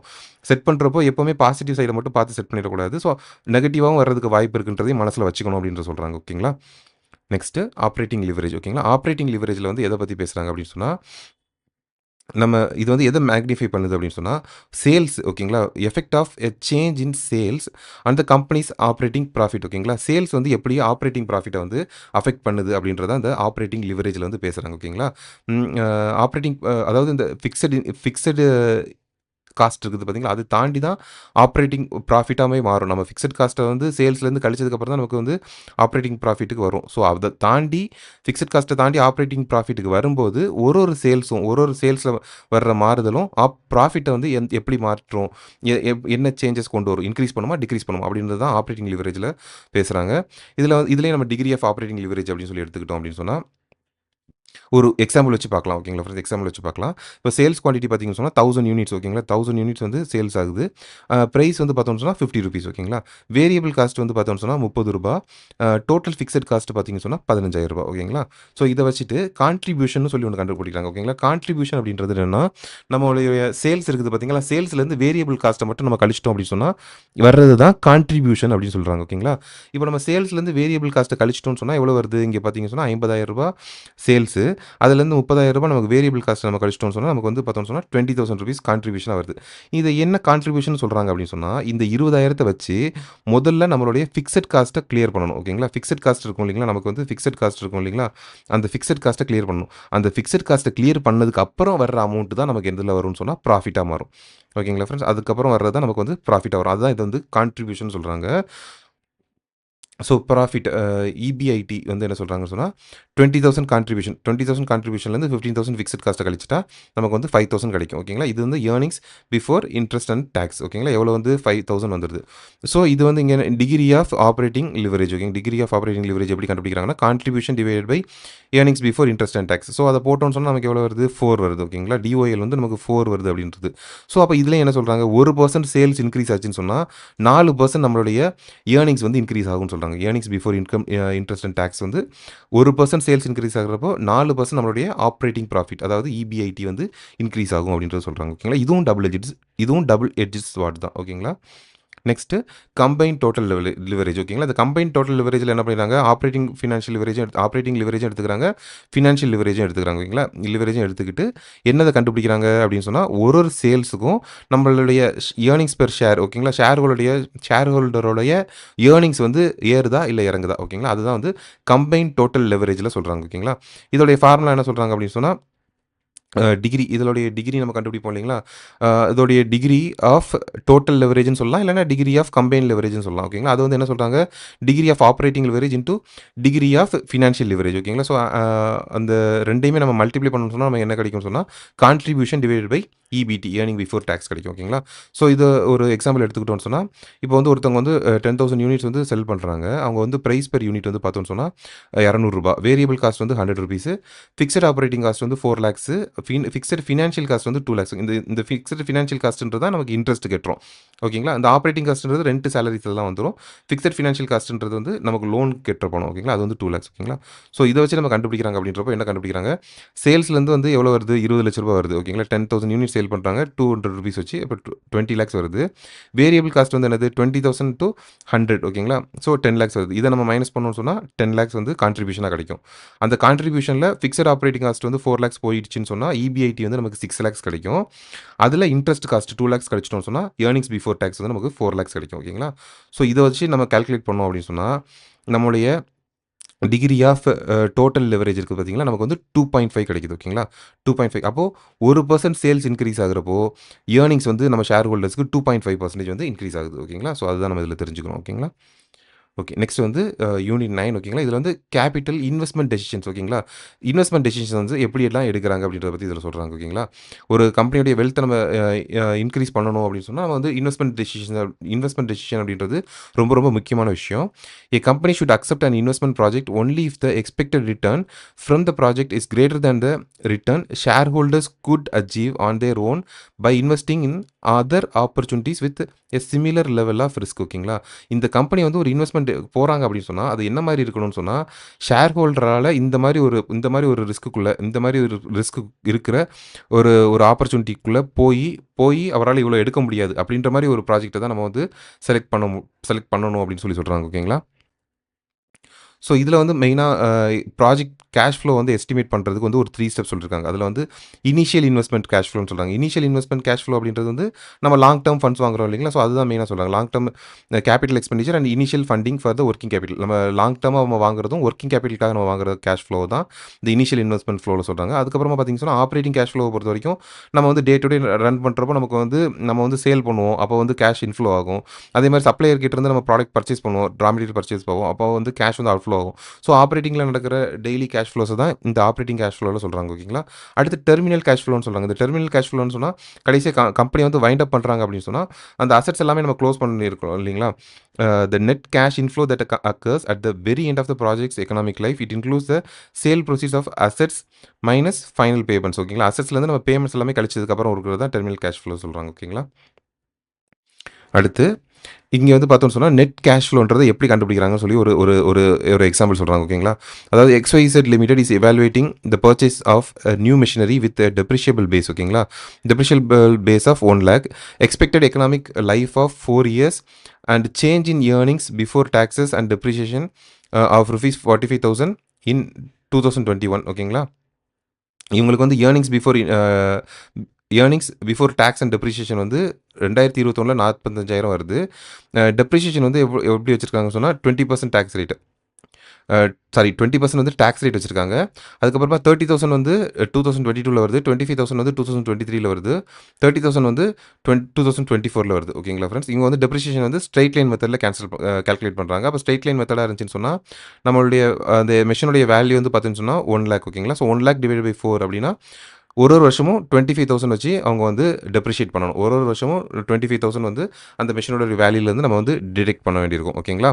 ஸோ இப்போ இது வந்து 2021 earnings before tax and depreciation வந்து நமக்கு 45,000 கொடுத்துட்டாங்க. ஓகேங்களா? இதுலேருந்து நம்ம டெப்ரிஷியேஷன் கழிக்கணும். அப்போது 25,000 நம்ம மைனஸ் பண்ணுறோன்றப்போ நமக்கு வந்து 20,000 கிடைக்கும். ஓகேங்களா? இது வந்து ஏர்னிங்ஸ் பிஃபோர் டேக்ஸ் வந்து 20,000. ஸோ ஏர்னிங்ஸ் நம்ம 20% டேக்ஸை நம்ம இதுலேருந்து மைனஸ் பண்ணுறோம் அப்படின்றப்போ 4,000 டிடெக்ட் பண்ணணும். 4,000 டிடெக்ட் பண்ணோம்னா ஏர்னிங்ஸ் ஆஃப்டர் டேக்ஸ் வந்து நமக்கு வந்து 16,000 கிடைக்கும். ஓகேங்களா? அதுக்கப்புறம் என்ன பண்ணுறாங்கன்னு சொன்னால் இங்கே ஒரு முக்கியமான ஸ்டெப் என்ன பண்ணுறாங்கன்னா ஃபஸ்ட்டு வந்து டெப்ரிஷியேஷனை மைனஸ் பண்ணுறாங்க. ஓகேங்களா? டெப்ரிஷியேஷனை மைனஸ் பண்ணிக்கிறாங்க. ஏன் டெப்ரிஷியேஷனை மைனஸ் பண்ணிக்கிறாங்க அப்படின்னு சொன்னால் நம்ம டேக்ஸ் கால்குலேட் பண்ணுறதுக்கு நமக்கு வந்து டேக்ஸ் பெனிஃபிட், டெப்ரிஷியேஷனுக்கு வந்து நமக்கு டேக்ஸ் பெனிஃபிட் உண்டு. நம்ம எவ்வளோ மெஷின் டெப்ரிஷியேட் ஆகுதோ அதை வந்து நம்ம டேக்ஸ் பெனிஃபிட்டில் எடுத்துக்க முடியும். அதனால் ஃபஸ்ட்டு வந்து டெப்ரிஷியேஷனை வந்து மைனஸ் பண்ணி அதுலேருந்து நம்ம டேக்ஸ் கண்டுபிடிச்சிக்கிறோம், டேக்ஸை வந்து டிடெக்ட் பண்ணிக்கிறோம். ஓகேங்களா? டிடெக்ட் பண்ணிவிட்டு கடைசியில் நம்ம என்ன பண்ணுறோம் சொன்னால் திருப்பி டெப்ரிஷியேஷனை ஆட் பண்ணிக்கிறோம். ஓகேங்களா? திருப்பி டெப்ரிஷியேஷனை ஆட் பண்ணிக்கிறோம். அதுவும் இல்லாமல் கேஷ் ஃப்ளோவில் பார்த்தீங்கன்னா சொன்னால் ஒரு இது வந்து ஒரு கேஷ் ஃப்ளோவாக வந்து கன்சிடர் ஆகாது. அப்படின்றதுனால இங்கே டெப்ரிஷியேஷனையும் இதில் உள்ள போட்டுக்கிறாங்க. ஓகேங்களா? போட்டுட்டு இங்கே வந்து டோட்டல் நெட் கேஷ் ஃப்ளோ வந்து எவ்வளோ வருதுன்னு சொன்னால் 41,000 வருது. ஓகேங்களா? 41,000 வருது. இதுதான் எல்லா வருஷத்துக்கும் கண்டுபிடிச்சிருக்காங்க. 2022, 23, 24 கண்டுபிடிச்சிருக்காங்க. ஓகேங்களா? அடுத்து பேபேக் பீரியட்னு ஒன்று சொல்கிறாங்க. ஓகேங்களா? இந்த பேபேக் பீரியட் அப்படின்னு சொன்னால் இப்போ நம்ம வந்து ஒரு அமௌண்ட் போட்டு ஒரு ப்ராஜெக்ட் ஆரம்பிக்கிறோம், ஒரு கம்பெனி ஆரம்பிக்கிறோம் அப்படின்னு சொன்னால் எந்த வருஷத்துலேருந்து நமக்கு வந்து பணம் கிடைக்கும், எந்த வருஷத்துலேருந்து நமக்கு பணம் வந்து ரிட்டர்ன் வர்றதுக்கு வாய்ப்பு இருக்குது அப்படின்றது தான் எதில் கண்டுபிடிக்கிறாங்க அப்படின்னு சொன்னால் பேபேக் பீரியடில் கண்டுபிடிக்கிறாங்க. ஓகேங்களா? எந்த வருஷத்துலேருந்து நமக்கு வந்து கேஷ் வந்து ரெக்கவர் ஆகும். இனிஷியல் இன்வெஸ்ட்மெண்ட்டை தாண்டி நம்ம போட்டிருப்போம் இல்லைங்களா? இனிஷியலாக ஒரு 20 லட்சம் 30 லட்சம் போட்டிருக்கோம்னு சொன்னால் அந்த 20 லட்சம் 30 லட்சத்தை தாண்டி நமக்கு எப்போ கேஷ் இன்ஃப்ளோ நமக்கு கேஷ் கிடைக்கும் அப்படின்றத பேபேக் பீரியடில் வந்து நம்ம கண்டுபிடிக்கிறோம். ஓகேங்களா? இப்போ இது உதாரணத்துக்கு நம்ம எடுத்துக்கிட்டோம்னு சொன்னால் ஒரு ப்ராஜெக்ட் காஸ்ட் வந்து 20 lakhs வந்துருக்குது. ஆனுவல் ப்ராஃபிட் பிஃபோர் டேக்ஸ் கட்டுறதுக்கு முன்னாடி ப்ராஃபிட் வந்து பார்த்தீங்கன்னு சொன்னால் 3 lakhs இருக்குது. ஓகேங்களா?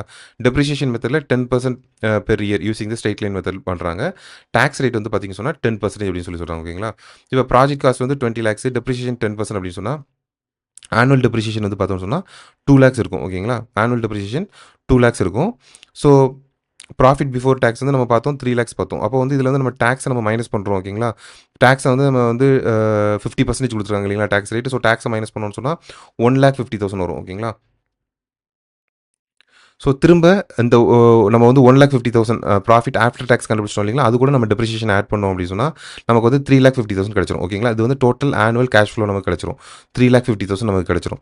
ஸோ இந்த 3,50,000 கிடச்சதுக்கப்புறம் பேபேக் பீரியடுடைய ஃபார்முலா என்னன்னு சொன்னோம்னா initial project cost divide by total annual cash இன்ஃப்ளோன்னு சொல்கிறாங்க. ஓகேங்களா?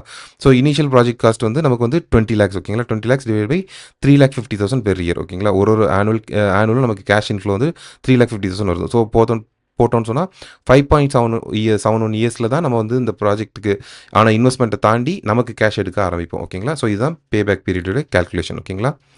Next accounting rate of return. ஓகேங்களா? இதெல்லாம் எதுக்கு இந்த அக்கௌண்டிங் ரேட் ஆஃப் ரிட்டர்ன் அப்படின்ற கான்செப்ட்லாம் எதுக்காக பண்ணுறாங்க அப்படின்னா ஒரு ப்ராஜெக்ட்டுக்கு போகிறோம் அப்படின்னு சொன்னால் இந்த ப்ராஜெக்டோடைய ரிட்டர்ன் வந்து எப்படி இருக்கும், இந்த ப்ராஜெக்ட்லேருந்து நமக்கு கிடைக்கிற ரிட்டர்ன் வந்து எப்படி இருக்கும், இது வந்து நல்ல ப்ராஜெக்டாக இதில் உள்ளே போகலாமா வேண்டாமா அப்படின்றது தான் இந்த அக்கௌண்டிங் ரேட் ஆஃப் ரிட்டர்ன் அப்படின்றதெல்லாம் யூஸ் பண்ணுறாங்க. ஓகேங்களா ஃப்ரெண்ட்ஸ்?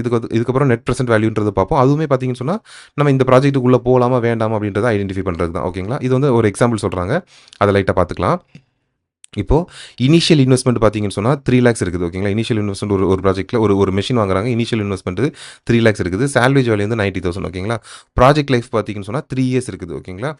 ப்ராஃபிட் பிஃபோர் டெப்ரிசியேஷன் வந்து 1,50,000 பெர் இயர்னு சொல்லிடுறாங்க. ஓகேங்களா. இப்போ இதில டெப்ரிஷியபிள் அமௌண்ட் அப்படின்னு சொல்றாங்க. டெப்ரிஷியபிள் அமௌண்ட் சொன்னா 3 லேக்ஸ் வந்து நம்ம வந்து அந்த மெஷின்ல போட்டுருக்கோம். இப்போ வந்து சால்வேஜ் வேல்யூ 4 வருஷம் கழிச்சு 90,000 ஓகேங்களா. இப்போ அதாவது 4 வருஷம் டெப்ரிஷியேட் ஆகி கடைசியா இருக்கிறப்ப 90,000 இருக்கும். ஸோ இத நம்ம மைனஸ் பண்ணிட்டோம்னு சொன்னா எவ்வளோ ரூவா நம்ம டெப்ரிஷியேட் பண்ணியிருக்கணுன்றது கிடைக்கும். ஸோ 30 லேக்ஸ்ல 3 லேக்ஸ்லேருந்து 90,000 நம்ம மைனஸ் பண்ணுறப்போ 2,10,000 கிடைக்கும். ஓகேங்களா. இந்த 2,10,000லேருந்து 3 இயர்ஸ்க்கும் நமக்கு டெப்ரிஷியேட் ஆயிருக்கணும். அப்போ 2,10,000 நம்ம 3 இயர்ஸால் டிவைட் பண்ணோம்னு சொன்னா 70,000 பெர் இயர் கிடைச்சிரும். ஓகேங்களா. ஒரு வருஷமும் 70,000 வந்து டெப்ரிஷியேட் பண்ணியிருக்கணும். ஓகேங்களா. ஸோ இத எடுத்துக்கிட்டு ஆனுவல் ப்ராஃபிட் ஆஃப்டர் டெப்ரிசியேஷன் ஓகேங்களா. அவங்க குடுத்துருக்கிறது வந்து பிஃபோர் டெப்ரிசியேஷன் குடுத்துருக்காங்க. ஸோ அந்த 1,50,000லேருந்து நம்ம 70,000 மைனஸ் பண்ணிருவோம். ஓகேங்களா. 1,50,000 70,000 மைனஸ் பண்ணோம்னு சொன்னா 80,000 பெர் இயர் கிடைச்சிரும். ஓகேங்களா. இங்க குடுத்துருக்காங்க இல்லைங்களா? ப்ராஃபிட் பிஃபோர் டெப்ரிசியேஷன் 1,50,000 குடுத்துருக்காங்க இல்லைங்களா? ஸோ அதுலேருந்து நம்ம வந்து 70,000 டெப்ரிஷியேட் ஆகிறத மைனஸ் பண்ணிட்டோம் அப்படின்னு சொன்னா, ஒரு ஒரு வருஷமும் நமக்கு வந்து 80,000 பெர் இயர் வந்து கிடைச்சிரும்னு சொல்றாங்க. ஆனுவல் ப்ராஃபிட் ஆஃப்டர் டெப்ரிசியேஷன் ஓகேங்களா. ஆனுவல் ப்ராஃபிட் ஆஃப்டர் டெப்ரிசியேஷன் 80,000 கிடைக்கும்னு சொல்றாங்க. ஓகேங்களா. இப்போ இதில வந்து 3 டைப்பா இந்த ஆனுவல் ரேட் ஆஃப் ரிட்டர்ன் வந்து நம்ம பார்க்கலாம்னு சொல்றாங்க. ஓகேங்களா. இதில வந்து என்னன்னா ஃபர்ஸ்ட் வந்து ஆனுவல் பேசிஸ்ன்னு சொல்றாங்க. ஆனுவல் பேசிஸ்ல என்ன பண்றாங்கன்னு சொன்னா, annual profit divided by investment at the beginning of the year into 100. இதில வந்து என்ன பண்றாங்கன்னா, இந்த investment at the beginning first stage பார்த்தீங்கன்னா 80,000 ஓகேங்களா. நமக்கு வந்து ஆனுவல் ப்ராஃபிட் எவ்வளோ கண்டுபிடிச்சோம்? 80,000 கண்டுபிடிச்சோம் இல்லைங்களா? அது டிவைட் பை 3 லேக் ஓகேங்களா. அந்த மெஷினுடைய first original cost investment 3 lakhs அத போட்டு நம்ம ரிட்டர்ன் எவ்வளோன்னு பார்த்துடுறாங்க. ஃபர்ஸ்ட் இயருக்கு 26.67% கிடைச்சிச்சு ஓகேங்களா. நெக்ஸ்ட் டைம் என்ன பண்ணிடுறாங்கன்னு சொன்னா, இந்த 3 லேக்ஸ்ல இருந்து 70,000 வந்து டெப்ரிஷியேட் ஆச்சு இல்லைங்களா? ஸோ அத வந்து மைனஸ் பண்ணிடுறாங்க. மைனஸ் பண்ணிட்டாங்கன்னா 2,30,000 ஸோ அத வச்சு கண்டுபிடிக்கிறாங்க. அத வச்சு பார்த்தீங்கன்னா ரிட்டர்ன் எவ்வளோ 34.78% வருது. ஓகேங்களா. இதே மாரி 3 இயருக்கும் கண்டுபிடிப்பாங்க. ஓகேங்களா. இதுதான் வந்து ஆனுவல் பேசிஸ்ல பண்றது. ஓகேங்களா. ஆனுவல் பேசிஸ்ல கண்டுபிடிக்கிறதுனா இதான். ஓகேங்களா. இதான் அக்கவுண்டிங் ரேட் ஆஃப் ரிட்டர்ன்ல ஆனுவல் பேசிஸ்ல பண்றது. நெக்ஸ்ட் வந்து பார்த்தோம்னு சொன்னா, டோட்டல் இன்வெஸ்ட்மென்ட் பேசிஸ்ல. டோட்டல் இன்வெஸ்ட்மென்ட் பேசிஸ்ல வந்து பார்த்தீங்கன்னா, டைரக்ட்டா அந்த 80,000 டிவைட் பை 3 லேக்ஸ் அத மட்டும் போட்டு 26.67% வருது இல்லைங்களா? அது கண்டுபிடிச்சுக்கிறாங்க. இது வந்து செகண்ட் டைப். தேர்ட் டைப் வந்து என்ன பார்த்தோம்னு சொன்னா, ஆவரேஜ் இன்வெஸ்ட்மென்ட் பேசிஸ்ன்னு சொல்றாங்க. இந்த ஆவரேஜ் இன்வெஸ்ட்மென்ட் பேசிஸ்ல என்ன பண்றாங்கன்னு சொன்னா, average annual profit divide by average இன்வெஸ்ட்மென்ட்னு போடுறாங்க. இந்த ஆவரேஜ் இன்வெஸ்ட்மென்ட் வந்து எப்படி கண்டுபிடிக்கிறாங்க அப்படின்னு சொன்னா, 3 லேக்ஸ் இருக்குது பார்த்தீங்களா ஃப்ரெண்ட்ஸ். நம்ம வந்து ஃபர்ஸ்ட் இனிஷியலா அந்த அந்த நம்ம மெஷின் வந்து 3 லேக்ஸ் போட்டு வாங்குனோம். அதோட சால்வேஜ் வேல்யூ வந்து இப்போ பார்த்தீங்கன்னு சொன்னா 90,000 இருக்குது. ஸோ அது 2யும் ஆட் பண்ணி டிவைட் பை 2 அதோட ஆவரேஜ் எடுத்துக்கிறாங்க. ஸோ 1,95,000 வருது இல்லைங்களா? இந்த 1,95,000 வச்சு அந்த 80,000 ப்ராஃபிட் வருது பார்த்தீங்களா? இத வந்து டிவைட் பண்ணிக்கிறாங்க. ஸோ நமக்கு என்ன ரிட்டர்ன் கிடைக்குது? 41.03% கிடைக்குது இல்லைங்களா? ஸோ இத எடுத்துக்கிறாங்க. அதான் இந்த ஆவரேஜ் இன்வெஸ்ட்மென்ட் பேசிஸ்ன்னு சொல்றாங்க பார்த்தீங்களா ஃப்ரெண்ட்ஸ். இத தான் வந்து பொதுவா நம்மளுடைய அக்கவுண்டிங் ரேட் ஆஃப் ரிட்டர்ன் கண்டுபிடிக்கிறதுக்கு பயன்படுத்துறது இந்த ஆவரேஜ் இன்வெஸ்ட்மென்ட் பேசிஸ் தான் பொதுவா பயன்படுத்துவாங்க அப்படின்னு சொல்றாங்க. ஓகேங்களா. நெக்ஸ்ட்டு நெட் பிரசன்ட் வேல்யூ ஓகேங்களா. இந்த நெட் பிரசன்ட் வேல்யூவும் இதே மாரி தான். நம்ம அக்கவுண்டிங் ரிட்டர்ன் கண்டுபிடிச்சோம் பார்த்தீங்களா, ஒரு ஒரு இன்வெஸ்ட்மென்ட்க்குள்ள போலாமா வேண்டாமான்றதுக்காக, அதே மாரி தான் நெட் பிரசன்ட் வேல்யூலயும் கண்டுபிடிக்கிறாங்க. ஸோ இங்க வந்து எப்படி கண்டுபிடிக்கிறாங்கன்னு சொன்னா, நமக்கு வந்து ரூ. 1,00,000 வந்து நான் இன்னைக்கு இன்வெஸ்ட் பண்றேன். எனக்கு வந்து பார்த்தீங்கன்னு சொன்னா, ஃபர்ஸ்ட் இயர்ல ஒரு 55,000 வரும். செகண்ட் இயர்ல வந்து ஒரு 80,000 வரும். தேர்ட் இயர்ல வந்து பார்த்தீங்கன்னு சொன்னா, எனக்கு வந்து ஒரு ரூ. 15,000 வரும். எனக்கு ஃபியூச்சர்ல வந்து இந்த மாரி பணம் வருது. ஓகேங்களா. எனக்கு ஃபியூச்சர்ல வந்து இந்த மாரி பணம் வருது. அப்போ எனக்கு இன்னைக்கு இன்னைக்கு தேதிக்கு இது வந்து எவ்வளோ ஒர்த்து? இன்னைக்கு ஃபியூச்சர்ல வந்து எனக்கு 55,000 வருது. ஃபியூச்சர்ல எனக்கு 80,000 வருது. 15,000 வருது. ஆனா, இன்னைக்கு தேதிக்கு எனக்கு எவ்வளோ ஒர்த் அப்படின்றத கண்டுபிடிச்சுக்கிறாங்க. அத வச்சுக்கிட்டு இந்த இதுக்குள்ள போகணுமா, இந்த இன்வெஸ்ட்மென்ட்க்குள்ள போகணுமா, வேண்டாமா அப்படின்றத வந்து முடிவு பண்றாங்க. ஓகேங்களா. இப்போ இந்த இடத்துல பார்த்தீங்கன்னு சொன்னா, ஒரு டிஸ்கவுண்ட் ரேட் அப்படின்றது சொல்றாங்க. இந்த டிஸ்கவுண்ட் ரேட் அப்படின்றது என்னன்னா, நான் இந்த இன்வெஸ்ட்மென்ட்க்குள்ள போறேன். ஓகேங்களா. இப்போ நான் வந்து இன்வெஸ்ட்மென்ட் 1 வந்து நான் எடுத்தேன் அப்படின்னு சொன்னா, எனக்கு ஒரு ரிட்டர்ன் கிடைக்கும். இன்வெஸ்ட்மென்ட் 2ன்னா எனக்கு வந்து ஒரு ரிட்டர்ன் ஒரு பெர்சன்டேஜ் வந்து எனக்கு கிடைக்கும். ஓகேங்களா. நான் நான் நார்மலா வந்து ஒரு ஃபிக்ஸட் டெபாசிட்ல வந்து நான் போடுறேன். ஃபிக்ஸட் டெபாசிட்ல வந்து போடுறேன். இன்வெஸ்ட்மென்ட்ல போடுறேன். அப்போ வந்து எனக்கு வந்து 10% வந்து இயர்லி எனக்கு கிடைக்கும். ஸோ, அப்போ 10% வந்து எனக்கு கிடைக்கும்னு சொன்னா, உங்க இதில போட்டா எனக்கு எவ்வளோ கிடைக்கும்? அப்போ அதில எனக்கு லாபமா இல்லையா அப்படின்ட்டு தெரிஞ்சுக்கணும்னு சொன்னா, ஒரு டிஸ்கவுண்ட் ரேட்டா எடுத்துக்கிறாங்க. டிஸ்கவுண்ட் ரேட்ட இந்த ஒரு 10% அந்த மாரி எடுத்துக்கிறாங்க. இது எப்படி எடுக்கிறாங்கன்னு சொன்னா, ஆப்பர்ச்சுனிட்டி காஸ்ட் தான். நான் வேற ஒரு ப்ராஜெக்ட்ல நான் இன்வெஸ்ட் பண்ணலாம். அப்போ எனக்கு அவ்வளோ கிடைக்கும். 10% எனக்கு கிடைக்கும். அப்ப இதில அந்த 10% போடுறதா எனக்கு இங்க வருமா அப்படின்றத இங்க நம்ம பார்க்குறோம். ஓகேங்களா. 10% வச்சு போட்டோம்னு சொன்னா, எனக்கு இந்த இந்த இந்த அமௌண்ட்டாவது எனக்கு வருமா? அ பொதுவா எப்படின்னா ஃப்ரெண்ட்ஸ், இப்போ நம்ம வந்து எந்த இன்வெஸ்ட்மென்ட்டும் நம்ம பார்க்குறப்போ, ஃபர்ஸ்ட் நம்ம என்ன எடுத்துப்போம்னா, பேங்க்ல நம்ம வட்டி இருக்குது பார்த்தீங்களா, பேங்க்ல இந்த பணத்த போட்டேன்னு சொன்னா, எனக்கு எவ்வளோ இன்ட்ரெஸ்ட் கிடைக்கும். அப்ப அந்த இன்ட்ரெஸ்ட்ட தாண்டி எனக்கு லாபம் கிடைக்குதுனா தான், நான் அடுத்த இன்வெஸ்ட்மென்ட்க்கு பத்தி நான் யோசிப்பேன். ஓகேங்களா. ஸோ, அப்ப அந்த அந்த மாரி ஒரு இன்ட்ரெஸ்ட் ரேட் தான் இந்த 10%ன்றது. ஓகேங்களா. டிஸ்கவுண்ட் ரேட்ன்றது. ஸோ, அந்த 10% நம்ம இங்க எடுத்துக்கிறோம். எடுத்துக்கிட்டு, இங்க வந்து பிரசன்ட் வேல்யூ இன்ட்ரெஸ்ட் ஃபேக்டர்ன்னு ஒண்ணு குடுத்துருக்காங்க பார்த்தீங்களா ஃப்ரெண்ட்ஸ். இது வந்து என்னன்னு சொன்னா, நம்ம கால்குலேஷன வந்து நமக்கு ஈஸியா ஆக்குறதுக்காக என்ன பண்றாங்கன்னு சொன்னா, இப்போ ஒரு ரூ. 1 ஓகேங்களா. ஒரு ரூ. 1 ரூ. 1 உடைய ப்ரெசென்ட் வேல்யூ ஓகேங்களா, ₹1 ப்ரெசென்ட் வேல்யூ 1 இயர் கழிச்சு 2 இயர்ஸ் கழிச்சு அந்த மாதிரி கொடுத்துருப்பாங்க ஓகேங்களா. 1 இயர்ஸ் கழிச்சு 2 இயர் கழிச்சு எத்தனை ரேட் ஆஃப் இன்ட்ரெஸ்ட் 10% இன்ட்ரெஸ்ட்டில் 8% இன்ட்ரெஸ்ட்டில் நம்ம டேப்லெட் காலம் வந்து கொடுத்துருப்பாங்க. வழக்கமாக நம்ம உங்களுக்கு எக்ஸாம் கொடுக்குறப்ப இந்த மாதிரியே கொடுத்துருவாங்கன்னு நினைக்கிறேன் ஓகேங்களா. டேரெக்டாக ப்ரெசென்ட் வேல்யூ இன்ட்ரெஸ்ட் ஃபேக்டர்னு போட்டு at 10% போட்டு உங்களுக்கு இயர் 1 இயர் 2 இயர் 3க்கு தனியாகவே கொடுத்துருவாங்க. ஆனால் இதோட அர்த்தம் என்னன்னு சொன்னால் நீங்கள் புரிஞ்சுக்கணும் அப்படின்னு சொன்னால் ₹1 இன்னைக்கு ₹1 இருக்குதுன்னு சொன்னால் அது வந்து ஒரு வருஷம் கழிச்சு 10% இன்ட்ரெஸ்ட் ரேட்டில் எவ்வளோ ரூபா இருக்கும் ₹1 அதுதான் அவங்க கொடுத்துருக்காங்க. எவ்வளோ கொடுத்துருக்காங்க 0.909 இருக்கும்னு சொல்கிறாங்க. 2 வருஷம் கழிச்சு 0.826 இருக்கும். 3 இயர்ஸ் கழிச்சு 0.751 இருக்கும்னு சொல்லி கொடுத்துருக்காங்க ஓகேங்களா. இது வந்து உங்களுக்கு கொடுத்துருவாங்க, அதனால் பிரச்சனை இல்லை ஓகேங்களா ஃப்ரெண்ட்ஸ். ஸோ இது கொடுத்ததும் நம்ம என்ன பண்ணுவோம்னு சொன்னால் ஃபஸ்ட் இயர் கொடுத்துருக்காங்க பார்த்தீங்களா 909 0.907. ஸோ ஃபஸ்ட் இயர் நமக்கு வந்து எவ்வளோ கேஷ் ஃப்ளோ வருது 55,000 வருது. ஸோ 55,000 இன்ட்டு 0.909 ஸோ போட்டோன்னு சொன்னால் 49,995 வரும் ஓகேங்களா. அதே மாதிரி 80,000க்கும் போட்டுக்கணும். 80,000 இன்ட்டு 0.826 செகண்ட் இயரோடது. ஸோ அதை போட்டோன்னு சொன்னால் 66,080 rupees வரும். அதே மாதிரி அடுத்து பார்த்தோன்னு சொன்னால் 15,000 இன்ட்டு 0.751 தேர்ட் இயரோடது போட்டோன்னு சொன்னால் 11,265 ஓகேங்களா. ஸோ இதெல்லாமே கிடச்சிரும். ஸோ இதெல்லாமே நம்ம மொத்தமாக ஆட் பண்ணிக்கணும். மொத்தமாக ஆட் பண்ணணும்னு சொன்னால் எவ்வளோ கிடைக்குது நமக்கு 1,20,000 கிடைக்குது, 27,000 கிடைக்குது ஓகேங்களா. நம்ம இன்னைக்கு தேதியில் நான் இன்னைக்கு இன்வெஸ்ட் பண்ண போகிறது ₹1,00,000 நான் இன்னைக்கு போட போகிறேன். எனக்கு ஃபியூச்சரில் இது வரப்போகிறது எவ்வளோ வருது 1,27,340 வரப்போகுது. இன்னைக்கு தேதிக்கு வரதா இருந்துச்சுன்னு சொன்னால் ஃபியூச்சரில் வரப்போகிற அதாவது ஃபியூச்சரில் வர 1வது வருஷம் 2வது வருஷம் 3வது வருஷம் அப்படின்னு சொல்லி ஃபியூச்சரில் வரப்போகிறதோட இன்னைக்கு வேல்யூ நான் கால்குலேட் பண்ணியிருக்கேன். ஃபியூச்சரில் வரப்போகிற கேஷுடைய இன்றைய வேல்யூ நம்ம கால்குலேட் பண்ணியிருக்கோம். அப்போ அதுலேருந்து எவ்வளோ வருது 1,27,340 வந்திருக்குது. நம்ம இன்வெஸ்ட் பண்ணது ₹1,00,000. ஸோ மைனஸ் பண்ணணும்னு சொன்னால் 27,340 நமக்கு வந்து நெட் ப்ரெசென்ட் வேல்யூவில் கிடைக்குது ஓகேங்களா. ஸோ இந்த நம்பர் வந்து பாசிட்டிவ் நம்பராக வரதுனால நம்ம வந்து தைரியமாக இந்த ப்ராஜெக்ட்டில் வந்து இன்வெஸ்ட் பண்ணலாம் அப்படின்னு சொல்லி சொல்கிறாங்க ஓகேங்களா ஃப்ரெண்ட்ஸ். வீடியோ பிடிச்சிருந்துச்சின்னு சொன்னால் லைக் பண்ணுங்கள், கமெண்ட் பண்ணுங்கள், ஷேர் பண்ணுங்கள், சப்ஸ்கிரைப் பண்ணுங்கள் ஓகேங்களா ஃப்ரெண்ட்ஸ். காண்டாக்ட் பண்ணுறதா இருந்தால் sudagar@kalaisali.online காண்டாக்ட் பண்ணுங்கள் ஃப்ரெண்ட்ஸ். நான் கண்டிப்பாக ரிப்ளை பண்ணுவேன். அதேமாதிரி நம்ம டெலிகிராம் சேனல் வாட்ஸ்அப் சேனல்லையுமே நீங்கள் வந்து மெசேஜ் பண்ணுங்கள், நான் கண்டிப்பாக உங்களுக்கு ரிப்ளை பண்ணிவிடுவேன் ஓகேங்களா ஃப்ரெண்ட்ஸ். எப்படியும் ஃப்ரீயாக இருக்கிறப்போ உடனுடன் நான் எல்லாருக்குமே கண்டிப்பாக நான் ரிப்ளை பண்ணிடுவேன். கமெண்ட்டில் நீங்கள் கொடுத்தீங்கன்னு சொன்னாலும் கண்டிப்பாக நான் ரிப்ளை பண்ணிடுவேன் ஓகேங்களா friends. Okay friends, okay. Thank you friends, thank you so much for வாட்சிங். தேங்க்யூ.